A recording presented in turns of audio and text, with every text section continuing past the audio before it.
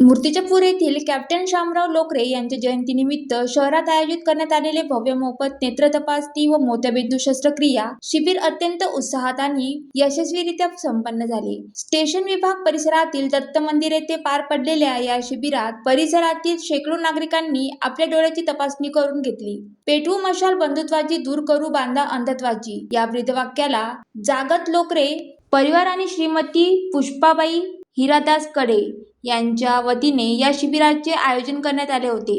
नागपूर येथील प्रसिद्ध महात्मे नेत्रपेढी नेत्र रुग्णालय येथील तज्ज्ञ डॉक्टरांच्या पथकाने रुग्णांची बारकाईने तपासणी केली. शिबिरात आलेल्या पहिल्या 500 गरजू रुग्णांना तज्ज्ञाच्या सल्ल्यानुसार मोफत चष्म्याचे वाटप करण्याचे नियोजन करण्यात आले आहे. मोत्यबिंदू शस्त्रक्रिया तपासणी दरम्यान ज्या रुग्णांना मोतीबिंदू असल्याचे निदान झाले त्यांची मोफत शस्त्रक्रियेसाठी निवड करण्यात आली आहे. सकाळी 10 वाजेपासूनच दत्त मंदिर परिसरात नागरिकांनी मोठी गर्दी केली होती. ग्रामीण भागातील गरजू रुग्णांसाठी हे शिबिर एक वरदान ठरले. लोकरे परिवाराने श्रीमती पुष्पाबाई कडे यांच्या या सामाजिक उपक्रमाचे शहर व परिसरात कौतुक होत आहे. आयोजकांनी शिबिर यशस्वी करण्यासाठी नरेश शामराव लोकरे पुणे यांनी परिश्रम घेतले आणि सहभागी झालेल्या सर्व नागरिकांचे आभार मानले.